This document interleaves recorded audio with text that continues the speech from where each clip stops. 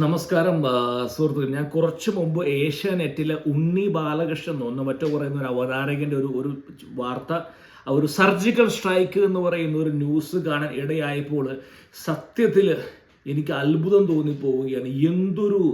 എന്തൊരു മനുഷ്യനാണ് ഇവനേക്ക്. ആരാണ് ആ ചാനൽ എടുത്തിരിക്കുന്നത്? ഏഷ്യാനെറ്റ് ചാനലിന്റെ റേറ്റിംഗ് ഇവൻ കളയും, ആ ചാനൽ പൂട്ടിക്കും. അദ്ദേഹം എന്തൊക്കെയോ രാത്രി സ്വപ്നം കാണുന്നു, വന്നു സ്റ്റുഡിയോയിൽ ഇരുന്ന് വിളിച്ചു പറയുകയാണ് അമേരിക്കയിൽ സാമ്പത്തികമായിട്ടുള്ള പരാധീനത, യുദ്ധം കാരണം അമേരിക്കക്കാർ നെട്ടോട്ടം ഓടുന്നു, എണ്ണ വില കൂടുന്നു. ഞാൻ അമേരിക്കയിൽ ഇരുന്നു കൊണ്ടാണ് പറയുന്നത്, യുദ്ധം തീർച്ചയായിട്ടും സാമ്പത്തിക ബാധ്യത ഉണ്ടാക്കും. എല്ലാവർക്കും അറിയാം. 5-ാം ദിവസമായിട്ടേ ഉള്ളൂ.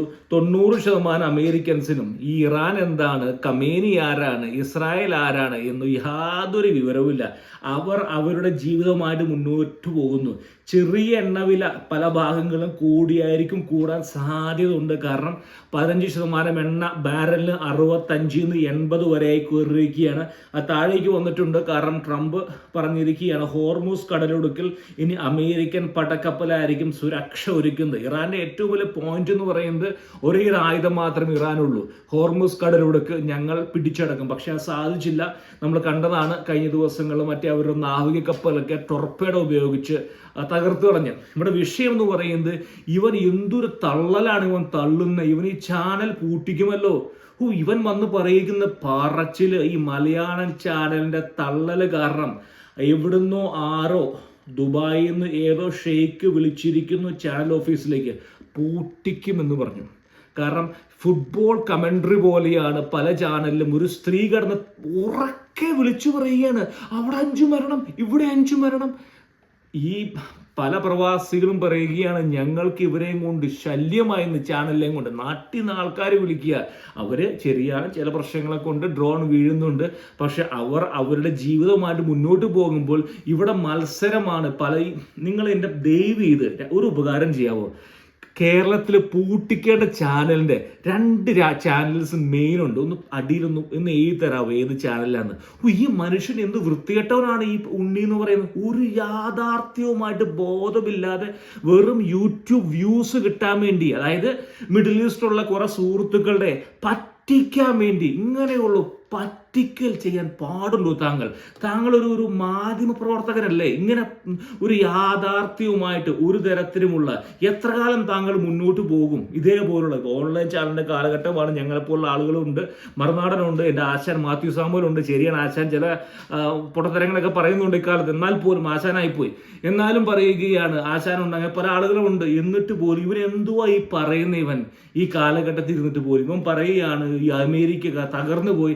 ശരിയാണ്, യുദ്ധം എന്ന് പറയുന്നത് ഒരു കാരണവശാലും ഒഴിവാക്കേണ്ടതാണ്. പക്ഷേ ഓരോ രാജ്യങ്ങൾക്കും അവരുടെ നയമുണ്ട്. സൂപ്പർ പവർ എന്ന് പറയുന്നത് അങ്ങനെയാണ് സൂപ്പർ പവർ. അമേരിക്ക ഒരു സൂപ്പർ പവർ, പിന്നെ ഇറാൻ ഒരു സൂപ്പർ പവർ ആകാൻ ശ്രമിക്കുന്നു, ചൈന സൂപ്പർ പവർ.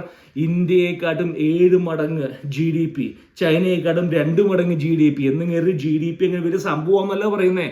അമേരിക്കയിലേക്ക് പെട്ടെന്നൊന്നും ഈ സാമ്പത്തികമായിട്ടുള്ള ബാധ്യത ഈ യുദ്ധത്തിന് വരാൻ സാധ്യതയില്ല. അതിനു മുമ്പ് ട്രംപ് എന്തെങ്കിലുമൊക്കെ ഉടായ്പ ഒപ്പിച്ച് അവിടുന്ന് കരകയറും. കാരണം തിരിച്ചു വരുമ്പോൾ ഇവിടെ 1 രൂപ, ഞാൻ വീണ്ടും പറയുകയാണ്, ഇന്ത്യ പോലെയല്ല. ഇന്ത്യയിൽ വില കൂട്ടാം, ആരും ചോദിക്കില്ല. ഇവിടെ അടയ്ക്കുന്ന, അതായത് $1 കൊടുത്തു വാങ്ങുന്ന സാധനത്തിന്റെ വില നാളെ 1.10 1.20 ആയാൽ ജനങ്ങൾ തോക്കെടുക്കും, ജനങ്ങൾ ചോദിക്കും. ഇവിടെ പ്രതിഷേധിക്കാൻ പാർട്ടിയുടെ ചിഹ്നം വേണ്ട, കൊടി വേണ്ട, പാർട്ടിക്കാർ വേണ്ട. ഇത് അമേരിക്കയാണ്, ഇവിടെ ആളുകൾ ഇറങ്ങും. അതെല്ലാവർക്കും, രാഷ്ട്രീയക്കാർക്ക് വളരെ വ്യക്തമായിട്ട് അറിയാവുന്ന ഒരു രാജ്യമാണിത്. അത് മനസ്സിലാക്കുക മിസ്റ്റർ ഉണ്ണി. താങ്കൾ എന്തിനാണ് ഈ നുണകൾ വിളിച്ചു പറയുന്നത്? എത്ര കാലം താങ്കൾ മുന്നോട്ട് പോകും? എത്ര കാലം താങ്കൾ ഈ പറയുന്ന കേന്ദ്ര സർക്കാരെ വിമർശിക്കും? ആർക്കു വേണ്ടിയാണ് താങ്കൾ കുഴലൂതുന്നത്? ഇത്തരത്തിലുള്ള കുഴലൂതുകാരെ നിങ്ങൾ ദയവ് ചെയ്ത്, ഇവൻ എന്തുമാത്രം തള്ളുന്ന ഇവൻ കിടന്നിട്ട് ഒരു രക്ഷയിലായത്. ഇതുപോലെ അസംബന്ധങ്ങൾ നിങ്ങൾ കേൾക്കരുത്. അന്താരാഷ്ട്ര വാർത്തകൾ ഒരു മുറിക്കകത്തിരുന്നു കൊണ്ട് സ്വപ്നം കാണുന്ന, വിളിച്ചു പറയുന്ന ഇവനെ പോലുള്ള ആളുകളുടെ ഇത്തരത്തിലുള്ള അസംബന്ധങ്ങൾ ഇനിയുള്ള തലമുറ കേൾക്കരുത്. കാരണം ഒരു തലമുറയെ നശിപ്പിച്ചു ഇവനെ പോലുള്ള ആളുകൾ. കാരണം എനിക്കൊന്ന് കൂടുതൽ പറയാൻ സാധിക്കുന്നില്ല. നിങ്ങൾ കുറിക്കണം, ഇതുപോലുള്ള ചാനലുകളെ പൂട്ടിക്കണോ വേണ്ടയോ ഒന്ന്.